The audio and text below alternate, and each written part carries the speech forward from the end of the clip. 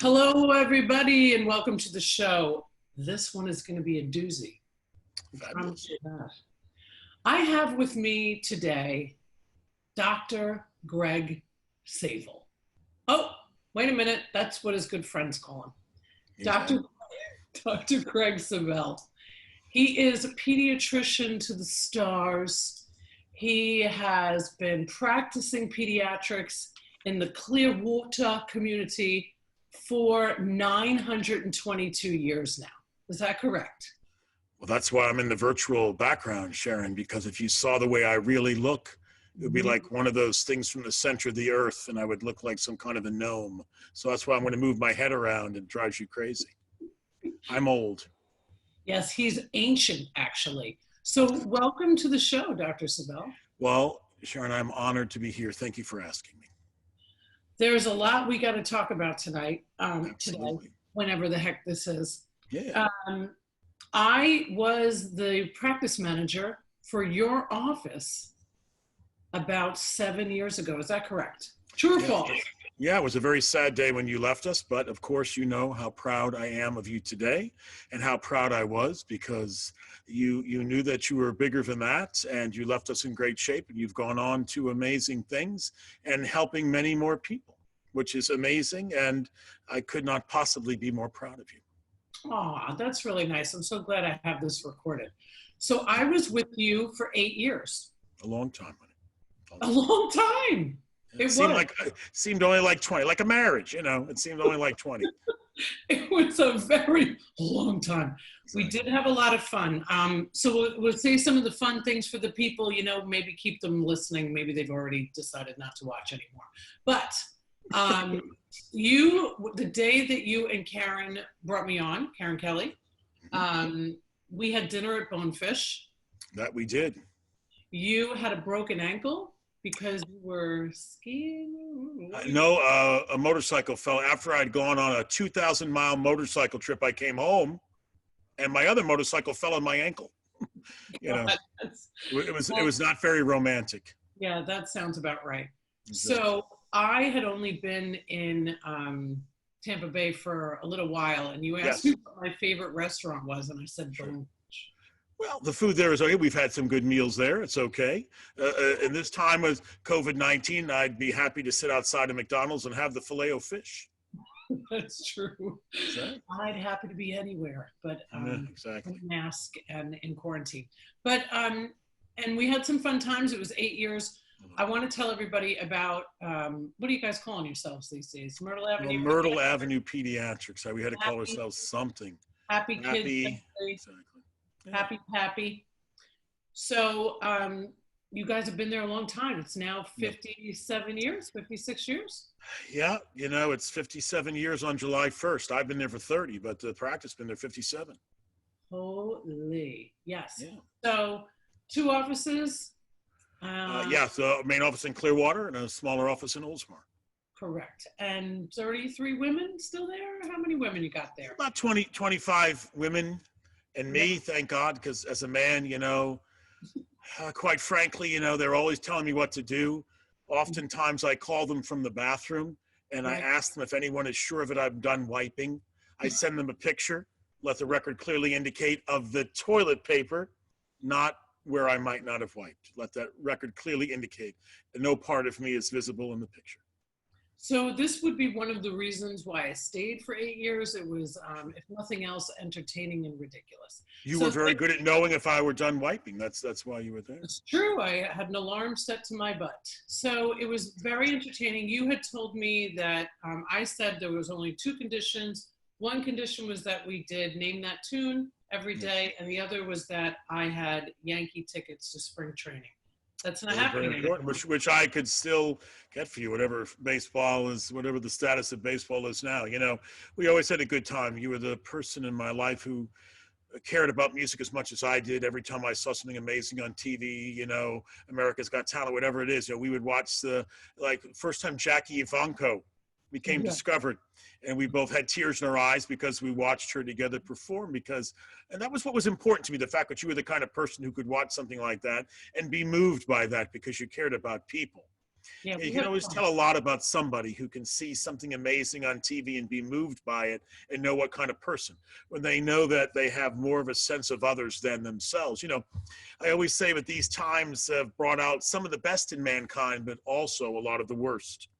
And we have Yes, found out just how selfish some people are. And this isn't a political discussion, of course, but that was one of the things that struck me about you initially, that you always cared more about others than you cared about yourself. that's very kind of you to say. But we did have a lot of laughs and we did We cry like babies a lot. And did every time. I mean, a blind person played the piano. I mean, yeah, you and I need a box of tissues. that's true. A Tyler, person born without a butt had gas. It was a miracle to us. oh my God. Dr. Greg Savel did my wedding vows on Say Yes Yes. to the Dress. You might have seen him on television before. People ask me all the time. I mean, they come in and they always have that face. They're like, now, sometimes my wife and I drink a lot at night, and we were watching Say Yes to the Dress, and I swear you were marrying somebody, but that can't possibly be correct, is it? And I said, strangely enough, I did marry somebody on Say Yes to the Dress. Yes, and it was actually too good of a story because Cheryl, who was a nurse for many, many years at your practice, she 57 years. 57, 55 years. She was there 55 years, sorry. dear God, Amazing. that's a long time. We love Cheryl, and She's incredible. I just talked to her the other night. Yeah, she's amazing. Doing really well. Anybody that is over 50, how are they doing in COVID-19? Over 60? I don't know. It's a tough time, but Yes. Cheryl got pneumonia. She was supposed to do my wedding vows. She got pneumonia the day before my wedding. She was admitted to the hospital in the ICU. She was very sick. She was devastated. The scariest thing was when Greg called me and said, "Don't worry," which is the first thing I was afraid of. Don't worry, I'll do your vows. Exactly. Well, and the good news is I don't think you're really truly married, so the divorce is going to be very inexpensive. Very inexpensive. It'll really come in handy one day when Rob wakes up and realizes to whom he's married. It'll be very inexpensive. I don't think they call it annulment. I think they just call it moving out or something. Exactly. Well, it was a fun time. Certainly, good memories. And our friend Wendy, who was my matron of honor, she just celebrated her 12th I saw that. year. I saw it on Instagram. I mean, it's just Stabbed everybody. it's Okay? amazing. Yeah, stabbing Watch the in show. her yard. People robbed her and tried to kill her and left her for dead. Unbelievable. Yeah, and she's still alive and still kicking. I talked to her. She's a tough gal. She's a tough gal. Well, Which you already knew, but that certainly proved it. Yes, she's my bestie to this day. So anyway, let's talk about pediatrics. You and I could talk about everything, and that's basically what we did every day. We covered the gamut from the patients to the doctors to the staff to random. We tried to be Renaissance people. We were not just interested in one thing. We tried to understand the world as it was, becoming more difficult these days, of course. Yes. Well, I will tell you what I said the other day on the show, that there was one thing I was super grateful for during this time, which is there haven't been that many. I was super grateful that I was not managing a medical practice. Yeah, it is difficult times. We had a meeting this afternoon, and the conversations we had, obviously we see every patient who calls, but most pediatricians a couple of months ago decided that if somebody called and said, my kid has a fever and they have been exposed to COVID-19, that we don't see them, because no one wants to have them come in the office and expose people, which of course is ridiculous. The Hippocratic Oath says we're going to see everybody, but most doctors didn't do it. So now, of course, the kids will go back to school, and some of them will, of course. They'll all have fever like they always do. And then what do? Do you just say no to everybody? Which, of course, we're never going to do. But it frightens you, of course, every day. Somebody calls. Every patient who walks in could potentially be that person who, exposes the staff. And, of course, the staff is wearing all the proper things and all that stuff. But it is still frightening, of course. And it's also checkup season at Myrtle Avenue Pediatrics. Very busy. Very busy. So August, it's funny because I've taken more vacations this month than ever, but August is the only time that nobody was allowed to be off. And they still do, because they don't really listen to what I tell them. It's a very difficult time because everybody's trying to get their physicals before the kids go back to school. And even if they don't go to school, and this year, as you know, and we'll get into that, some of the kids will choose virtual school, but the law says they still have to come, and thank goodness the parents bring them, and they need immunizations at certain ages. And so the kids are still coming in because they have to have that paperwork, even if you've chosen the home environment or the 9 weeks to not go back to school or whatever it is. You still have to be compliant with the paperwork necessary and have to produce it if somebody asks you. So yeah, the dog was barking, so we hit pause. This is Zoom life that we're living today, Dr. Yeah, Greg. of course. Sure. So I was on the phone with my girlfriend right before we got on this wonderful interview. She is an attorney. She has a daughter. Her husband just had a kidney transplant. Sure. She goes to Berkeley, her daughter, and they have no option for virtual, and her child is going back to school. Sure. So when I said, oh my God, I'm going to be talking to Dr. Greg tonight, she's like, oh, like, I don't know what to do. Can you tell me what to do? So Dr. Greg Savel, what are your thoughts on all this? Well, here's the deal. I mean, obviously, we are communal creatures by nature. There is great benefit for people being in school. You know, some kids are self-starters and self-learners. And so at the end of the last school year, when everyone went home in March and finished the school year, certainly there were some people who thrived. There was a small percentage of the population that didn't miss a beat. But let's be honest, the majority of people failed miserably. Maybe not in the numbers, but just didn't do well. So there's value in kids going back to school, but here's the problem. You know, we're not going to get political about it where, you know, some people think the young should go back to school. I know, I'd like to hold up some pictures, but. He says, I don't want to get political. He's dying to, but I appreciate you not doing that. That's why I'm on tonight, because if something terrible happens to somebody, I have an alibi. No, but the point is that here's the problem. A mother comes in today and she says that she and her husband are working outside the home, and grandpa, who has COPD and on oxygen, has to pick the kids up from school. It's one of these schools that doesn't have buses. It's, you know, it's one of the schools where you have to bring your kid in and pick them up. So I told them what I tell everybody else. The kids go back to school, whatever. They're not going to get sick. And if they have COVID-19, most will be asymptomatic. However, every child in school from the age of pre-K, VPK, whatever, to 12th grade has the potential to be the typhoid Mary of that family.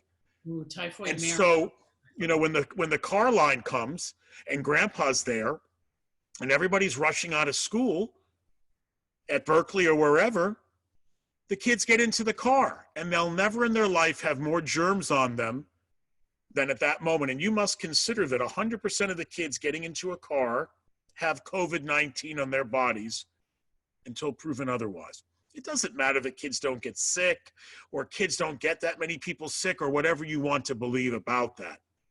They're full of germs. And so what I say is you've got to get out of the car. Now you get out of a car line and you know what happens. The dirty looks, school pickup goes from 25 minutes to 25 hours. Right. But you've got to be carrying some spray that kills germs. Hard to come by. But you've got to go out and spray that kid down, and then you've got to drive home with the windows open. Hopefully it's not raining. It's going to be 1,000 degrees. The problem is that people say, oh, as soon as my kids get home, we're going to go into the shower. Okay, who cares? You're going to have all those germs on you for the 5 or 25-minute ride home. And that's where the danger occurs. And the kids should wear their masks at home all the time, in case they're the asymptomatic carriers of the coronavirus. And so I think most people believe school won't stay open that long. I mean, I'm hoping to be wrong about that. You know, when the teachers get sick, you know, what's the threshold to close any school? What will Berkeley do? If 2 teachers test positive, 3 students, 20 students, I mean, you know, that becomes the issue. So you tell your friend that kids need to be in school, but you better hose those kids down when they get out of the schooling environment to make sure they have the least number of germs on them to transfer to the parents that day, even the ones with the normal immune system, let alone those with kidney disease who may be on immunosuppressive therapy or whatever. Yeah, it's pretty scary. So let's talk about, so has there been a lot of kids coming to the practice that have gotten COVID? Yeah, I'm sure. I mean, we don't test kids. That becomes the problem. Only Mhm. now are the tests becoming more accurate. Mhm. Before, you went to CVS, you stuck a swab in your own nose, and someone called you in a year and told you what happened. Right. You were dead or better. I mean, it's not their fault. Those were the tests. And now we have, if you're sick enough to go to the ER, they can tell you in 2 or 3 hours. Mhm. A lot of doctors have these tests now, but they are very expensive machines. No practice our size would ever afford one because it takes you 6 months to put a machine in the office, costs $1 million. You're forced to test everyone who walks in the door, even to deliver pizza, and charge them a ridiculous amount. And by the time I half pay it off, COVID-19 will be gone. So that becomes the issue. There's Mhm. not going to be good testing. Baycare and other people are offering things in parking lots, but what's going to happen, of course, is that on week 2, half the kids will have a fever, and maybe only 5% of them have COVID-19, but who cares? The schools will say you can't come back until you're fever-free for 48 or 72 hours. Go to your doctor and let your doctor prove you don't have COVID-19. We can't do that because there's no way to test people, and therein lies the dilemma. Mm. So it's really like this super crapshoot. Let's just call it what it is. It is a terrible thing. We know that the earliest we might see a vaccine is in March. There are a couple of companies who are looking promising. There's been some good research. What's happened is a lot of vaccines have been made in advance, even not knowing if they're working, because a couple of companies of note have gotten governmental protection. Normally no one would make something because, after the trials are done in the mid-January, we'll find out whether the vaccines are working. It's just likely they're not. That will have to be scrapped and go another direction, and then you're 6 months behind.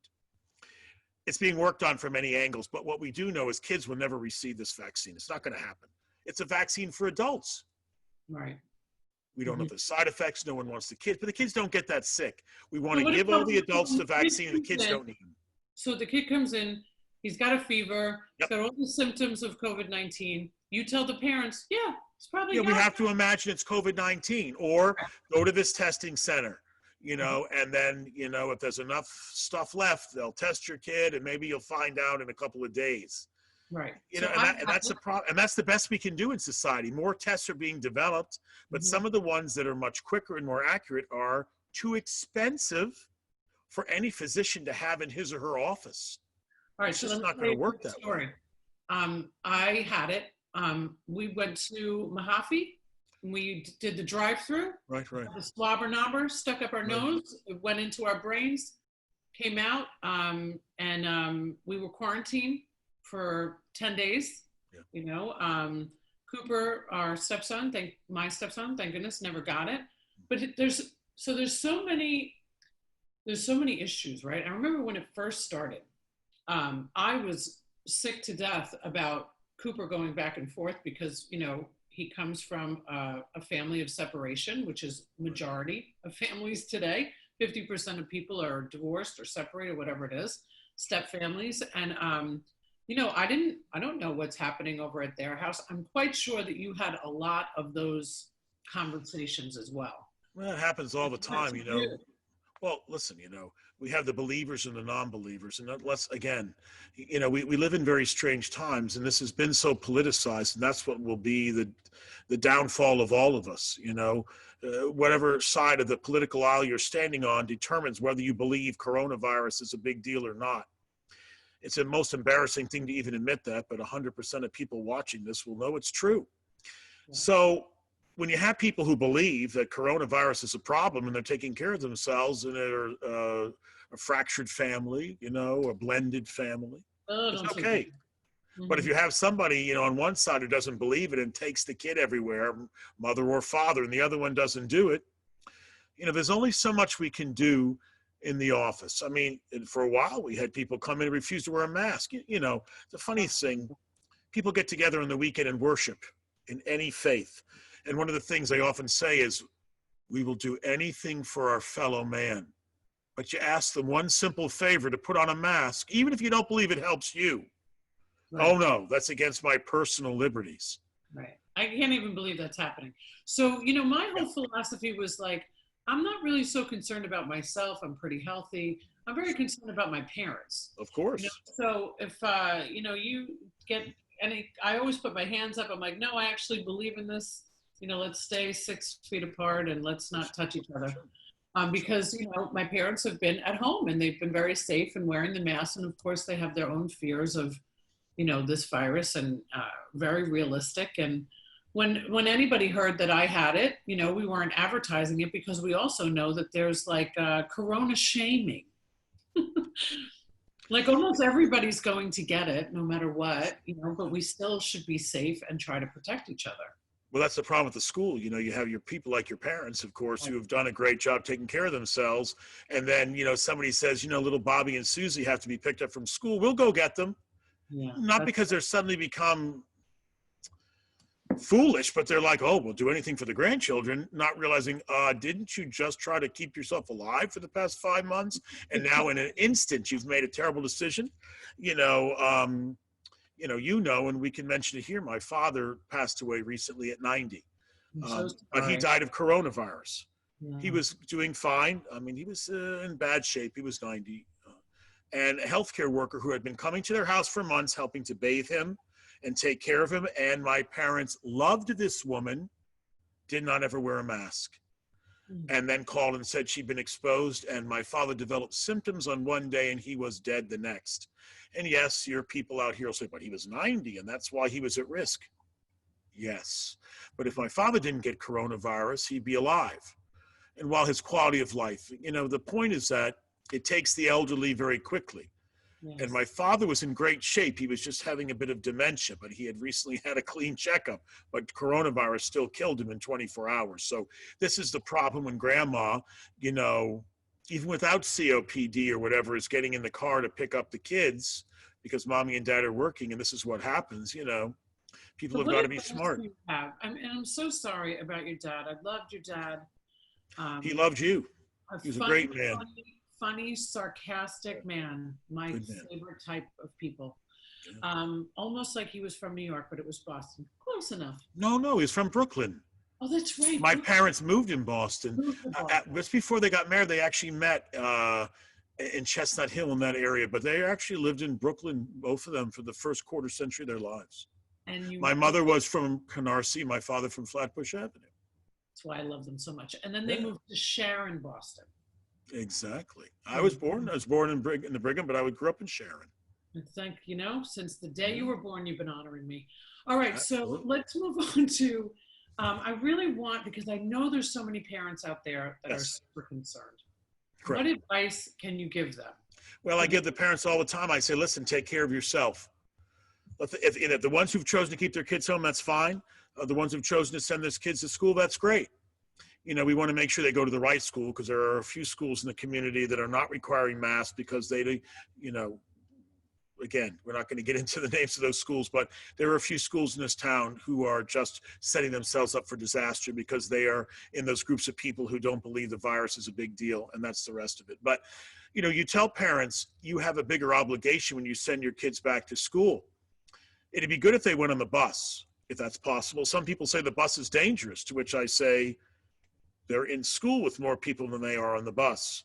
And at least when they get on the bus, you can hose them down when they get off the bus in your front yard. But if you insist on bringing your kids to school, and that's great, or picking them up, you cannot just let them get in your car. No matter what the price you have to pay to be scowled at by every person because you've broken up the car line, you're going to have to spray those kids off with something before they get in the car. And then, as I do when I get home, I have a laundry bag that hangs on the wall in the garage. I take off my clothes in the garage and I take a shower to try to keep my own family safe. Our daughter's home from med school because she was kicked out too because of the virus. And that's what you have to do. So you have responsibility, and you got to do it every day. We all get tired. How often do you and I do the right thing 95% of the time? This is the time the 5% can make you sick. Right. So you have to have a plan in place to do it every day. And when you can, drive home with the windows open. If it's not raining, even if it's hot, so be it. Let the air get in there and brush out the germs if you can do it. You just have to make sacrifices to keep yourself healthy. What about all of the people that have been talking about herd immunity? Yeah, it doesn't really come out in this situation, you know. People don't understand. Yeah, Right. it's going to be great if all the kids could go live somewhere on an island like Molokai with the lepers, you know, and they could all get COVID-19, and we'd hope none of them died, and they could all come back with full immunity and give their plasma and save the life of the older people. Hallelujah. But that isn't the way life works. And so this is not the time of herd immunity. I mean, we need it, but we need a vaccine more than we need that, because while you're trying to have the COVID-19 parties, like the chickenpox party that people used to kill them, and people having COVID-19 parties all the time. I mean, the amount of people who are ignorant in this country right now, showing their ignorance, is at an all-time high in many ways, but we're talking about COVID-19. So the point is that, you know, you have got to isolate yourself and not think about herd immunity and hope for that vaccine to be successful, so that in March or April, when it comes out, you have to get it. Now, what do we do with the people who they tell me, I'm never going to get that vaccine? Well, then we have a bus that leaves. You're going to get on it. It's going to take you right to the edge of your personal flat earth, and we're going to push you over, because that's going to become a big issue. One thing, you don't immunize your kids because you're stupid. And now, of course, people won't immunize themselves because they don't trust a vaccine. Then nobody in this world's ever going to be safe, and nothing will change in March if a vaccine is successful if people don't get it. Nothing gets Dr. Greg Savel going like talking about anti-vaxxers. Well, that is correct, because nothing has been a greater invention in modern times than vaccines. We all know that, but the number of people who still choose not to, we don't have any in our office, I'm not putting other people's lives at risk, but people who choose not to immunize their kids, you know, they come in, I've done my own research. I have a third grade education, and I'm not even sure where poop comes from, but I've done my own research, even though I have 2 brain cells that don't make me capable of understanding my research. But besides that, I have no opinion. See what I mean? Yeah, so I'm going to put the ixnay on that. Can I tell you what bumper stickers on the back of their cars? I won't mention it. Go right ahead. Many conversations through the years of me being there, 8 years in particular, of saying things like this. Let's take every opportunity that we can to educate people. Well, that's what it's all about. You know, let's believe it. It's like that old saying, there's a lot of great cliches, but maybe my favorite that's so appropriate now is, you know, the funny thing about science is that it's true, whether you choose to believe it or not, you know? Yeah. And that really is what's going on here now. Protect yourselves and your families. And, you know, kids need to be educated. We may all be. And if the kids go home and the school's closed, look at Atlanta. You saw what happened in Georgia. After all those videos surfaced on day 1, every school closed the same day they opened, because it was obvious that no one was ever going to be protected. The same thing might happen here. I really don't know. So if Mackenzie was still going to St. Paul's or whatever school it was, okay, whatever school it is, and there was a choice to go to school or to go virtual, what would you have chosen for her? You and Carol. Mackenzie is not having her best days, not being in medical school. She's a 3rd-year student. You can't learn that way. You know, I guess I would have sent her. My parents were alive. I was younger. I guess I would have sent her, but, you know, I would have understood the responsibility in picking her up and what we did to at that time to try to make her safer by washing her off or to spraying her or whatever. Because I think that, you know, kids need to be with kids. And sitting at home has not been good for so many people. Forget about weight gain and kids being even more hooked on video games and YouTube videos or whatever in a bad way. You can learn from the internet, of course, but, you know. How has it been in terms of the mental health for the kiddos? I mean, well, let's talk about that. It's been terrible. Listen, you and I talked about this on the phone earlier. You know, my dad died. My mother got very sick from COVID-19, but she lived. And then I got sick, and I was protecting myself for months, of course. But in the last 2 days before my father passed away, I was there with the hospice workers, and we were helping to clean my father, and he had to be catheterized, and my father had dementia. He was screaming in my ear, "Do you hate me this much?" No one should have to see that, but people see it all the time. It was not unique. And my father was screaming. I had my mask and stuff on, but obviously I got exposed. And I'd say I'd do it again because he's my father. I mean, had I died, I don't know that I would say that, but my point is... Or you'd be dead. That's right. But anyway, the point is I got sick. And I took 10 days off of work. Now, most people who know me know my dad used to own a health food store. I've worked every day of my life since I was 10. I've never been off more than 7 days since I was 10. And I took off 10 days because I had fever. I was very sick. And I was exceedingly depressed. I mean, listen, we treat depression. We're all depressed at times. We're all anxious. If you don't have anxiety and depression now, then you really are brain dead, I think. But I was exceedingly depressed. I was isolated in my room. I have a 60-year-old wife who has terrible asthma. And I thought I was going to go to the hospital. I had my bags packed, and I was talking to my friends. Should I go? Should I not go? My doctor friends. Because I didn't think I was being very objective about my own health. And I was in a very deep state of despair. And I see it every day. I mean, the kids are they're depressed. Yesterday, I was fortunate enough to be able to speak to 250 of the performing arts teachers of Pinellas County in a Microsoft Teams meeting. And what I told them is what I'll tell you now, that we need them, those teachers, because they are the gateway to the future for those children, because these kids are petrified to go back to school because they don't think they can ever learn again in a school setting. The anxiety levels at an all-time high. A lot of them have lost friends. Everybody knows somebody who's died, or everybody knows somebody who almost died, even if it's a famous person. You know, we all know some celebrities who have passed away. So COVID-19 has affected everybody's life, if not even your immediate family. So the people are on edge. The parents are depressed. You see it in their eyes. I mean, a lot of them have lost their jobs. A lot of people are broke.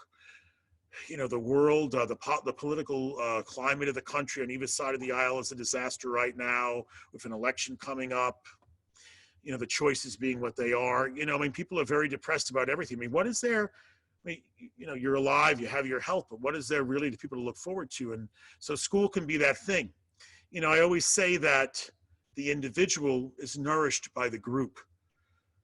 And when you have a big family at home, the group can nourish the individual. But for a lot of people, where moms or single moms or people have gone back to work, the individual stays home alone and thinks about what life is worth. Mm-hmm. And so for some people, going back to school is the only way that group can nourish that individual.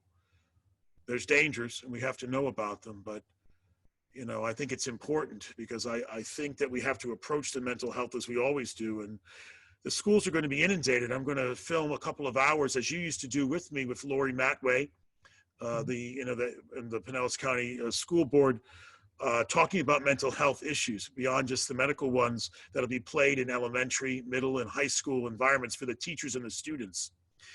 And those, you know, we're spread very thin. We live in Florida. We don't have state income tax. The schools don't have all the resources they need. You know, you grew up in New York. I grew up in Massachusetts, where, you know, the people that there were state income tax, they had more services, but people were broke for another reason. But the problem is the schools are already overtaxed. A lot of those people don't come back because they're afraid. And so, you know, the schools are not going to have the resources. A lot of our local mental health professionals are not seeing patients in their office, and they won't establish telehealth with new patients. They will for establishments, and some of them will do it. Are you doing telehealth, doctor? Yeah, we do.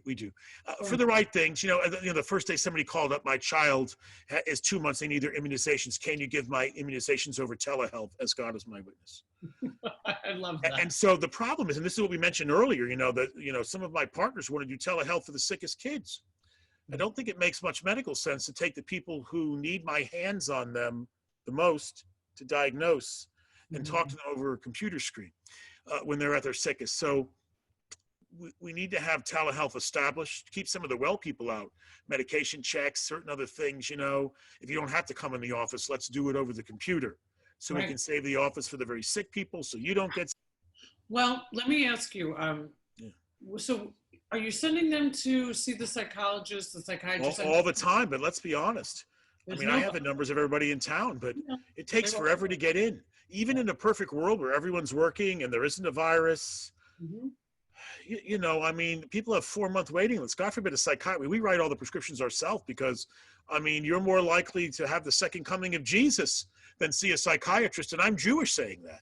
It'd be the first coming. You know, but I mean, because they're overtaxed.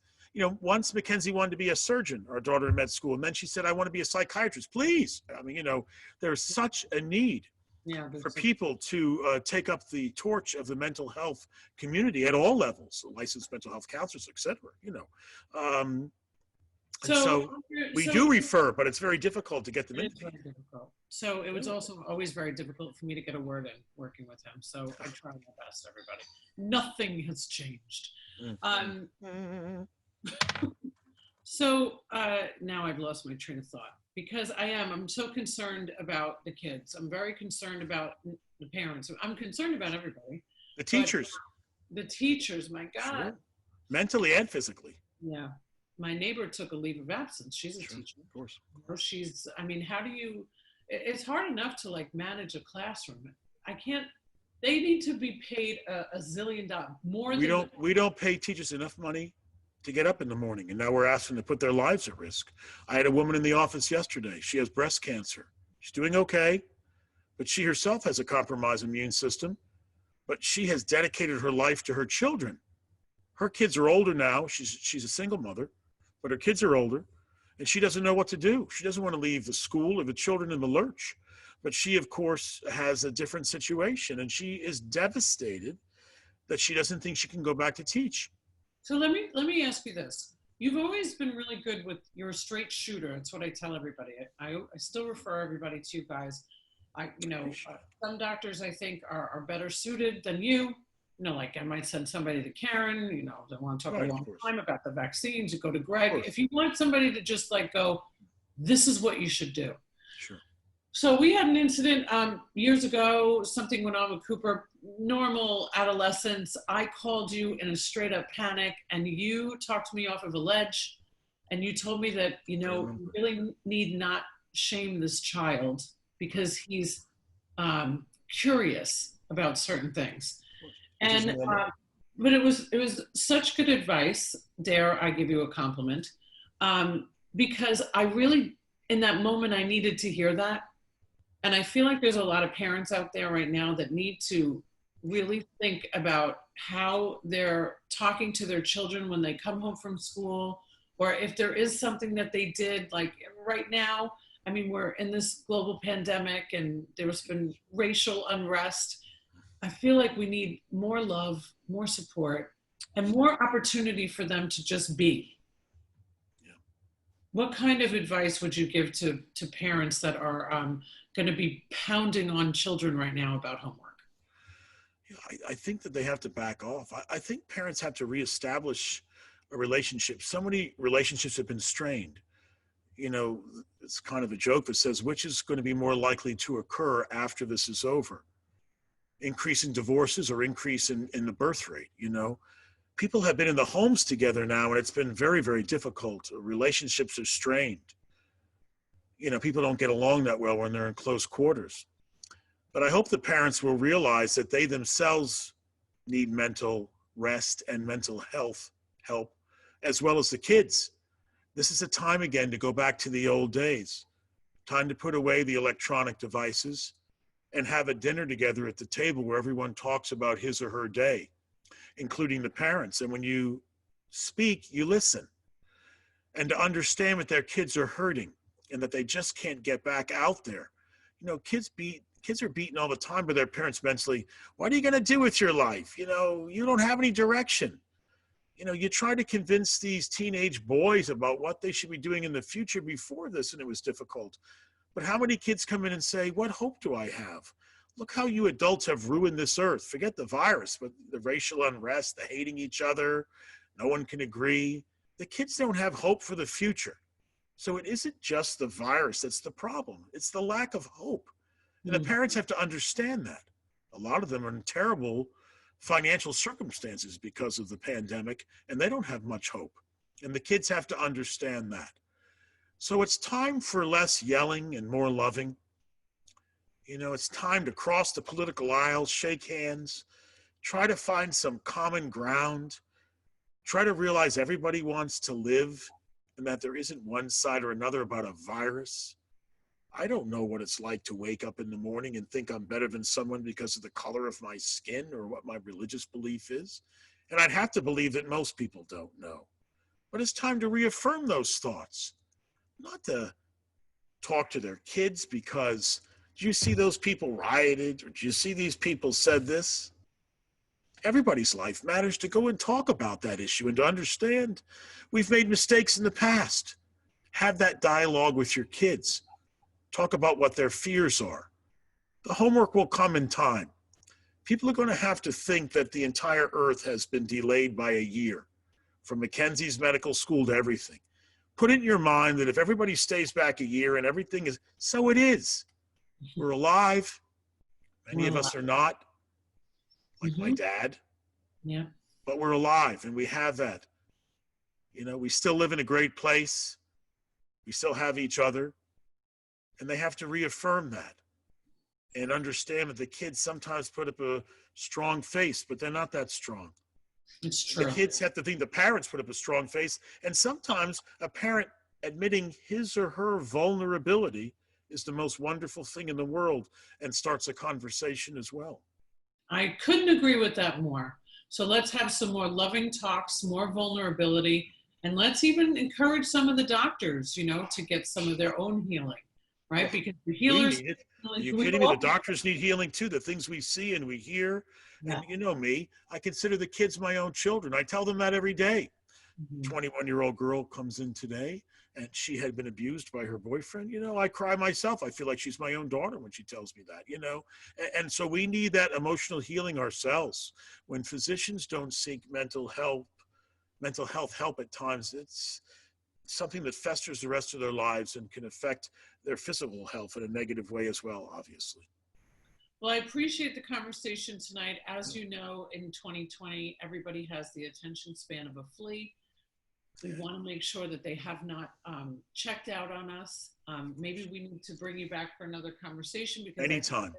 I think that this is important that we talk about and we guide people through this time of going back to school and using some of the fear. We'll have all the information about Myrtle Avenue Pediatrics in the show notes. And thank you for being here and sending you lots of love and to your family, especially through this difficult time of loss that you've experienced.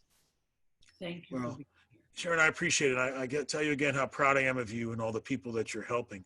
And I was honored that you contacted me today and wanted me to play a little small role in the wonderful platform that you have here. I'm honored to be here, and thanks for asking me. It's my great pleasure. Ta-ta for now, Dr. Greg Savel. Goodbye from my fancy virtual background. This is for the teachers. This is an honor of the teachers. Absolutely. The most important people. Bye. Bye-bye. So don't forget, if you mention that you have seen the show or listened to the podcast, Thai Technology, 3 months for free.